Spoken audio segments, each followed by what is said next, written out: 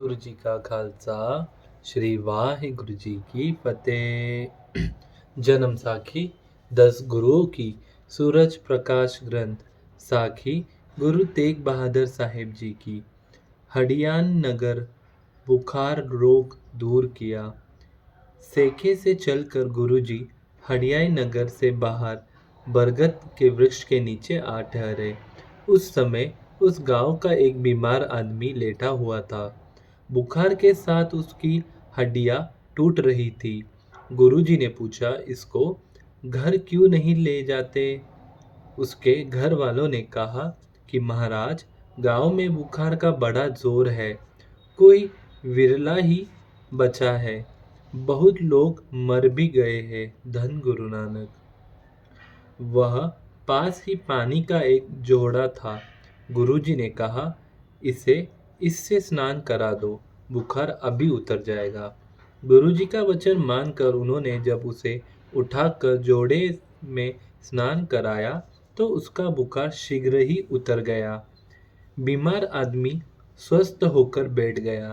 जब इस बात का गांव के अन्य लोगों को पता चला तो वे सारे बीमारों को साथ लेकर गुरुजी की शरण आ गए और बीमारों को जोहड़ में स्नान कराकर स्वस्थ कर दिया।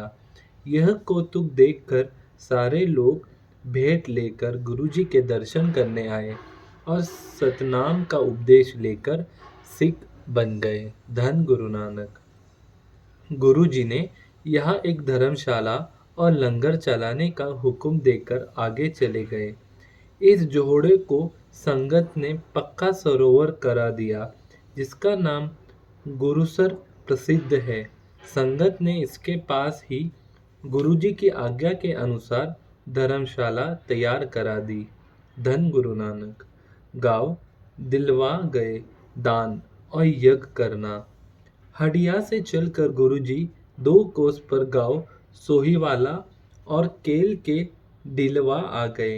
दिलवा आकर आप जी ने अच्छा स्नान देकर डेरा कर लिया। अच्छा स्थान देखकर डेरा कर लिया। धन गुरु नानक। दूसरे दिन एक पर्व कतक की पूर्णिमा थी। आप जी ने इस शुभ दिन विचार करके इस एकत्र सो गए। भंगवाई और एक तपस्वी जो गौवे पालता था, धन गुरु नानक, उसे दान कर दी। जिस समय गुरुजी ने गाय दान संकल्प करके चोली छोड़ी तो तपस्वी का रंग काला हो गया। तब तपस्वी ने प्रार्थना की कि महाराज, मेरा यह कष्ट दूर करो, मैं कुरूप हो गया हूँ। तब गुरुजी ने उसके सिर के ऊपर हाथ रखकर उसका काला रंग पहले की तरह साधारण कर दिया। तदुपरांत गुरुजी ने बड़ा भारी यज्ञ किया, जिसमें सबको कढ़ा, पूरी और अनेक प्रकार के भोजन कराए और ब्राह्मणों को दान दिया। धन गुरु नानक। गुरु जी का प्रताप देखकर तपस्वी का सिक्खी धारण कर लेना। गांव भंडेरे और अलीशेर के लोगों का बोलापन। दिलवा से चलकर गुरुजी भंडेर गांव आए, परंतु यहाँ अधिकांश लोगों ने देखकर गुरुजी ने अलग गांव अलीशोर जा डेरा किया। बाद में जब भंडेरे के लोगों को पता लगा कि गुरुजी हडिया गांव में बुखार की बीमारी दूर करके आए हैं, तो वह भी सारे सलाह करके गुरुजी के दर्शन करने के लिए तैयार हो गए। भेंट देने के लिए इन्होंने एक एक टक्का इकट्ठा करके एक थैली भर ली और साथ ही एक रोड़ी गुड़ की लेकर अलीशेर गांव की ओर प्रस्थान किया। रास्ते में इनको आगे गुरुजी की ओर आते हुए एक सिख मिला। इन्होंने उसको पूछा कि गुरुजी किस भेंट पर प्रसन्न होकर दर्शन देते हैं।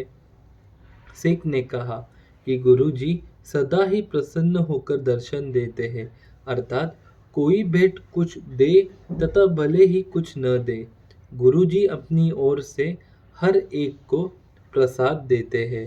धन गुरु नानक, धन गुरु नानक। ऐसा सुनकर यह लोग बड़े खुश हुए और यह परामर्श किया कि यदि गुरुजी भेंट के बिना ही प्रसन्न होकर दर्शन दे दे तो फिर गुड़ की रोड़ी भेंट करने का क्या लाभ।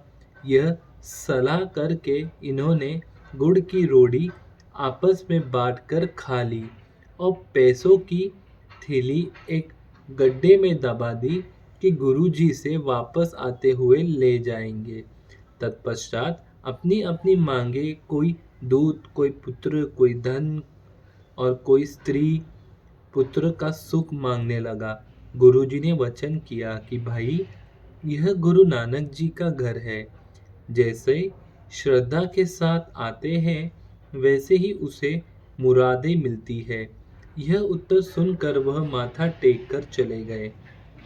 गांव आलीशेरवासियों ने भी जब सलाह की कि गुरुजी को भेंट क्यों देनी चाहिए तो एक ने कहा, भंडेरे गांव के लोग गुरुजी के पास आए हुए हैं, उनसे पूछ लो कि उन्होंने क्या भेंट दी है। जब भंडेरे निवासियों से मिलकर पूछा तो उन्होंने कहा कि हम गुरुजी को कुछ भी भेंट नहीं किया। गुरुजी ने हमें खुश होकर दर्शन और प्रसाद दिया है।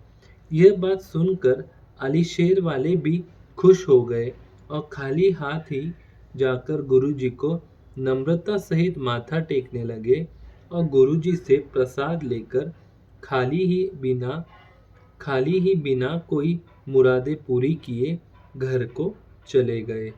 धन गुरु नानक। वाहिगुरु जी का खालसा, श्री वाहिगुरु जी की फतेह। धन गुरु नानक, धन गुरु नानक।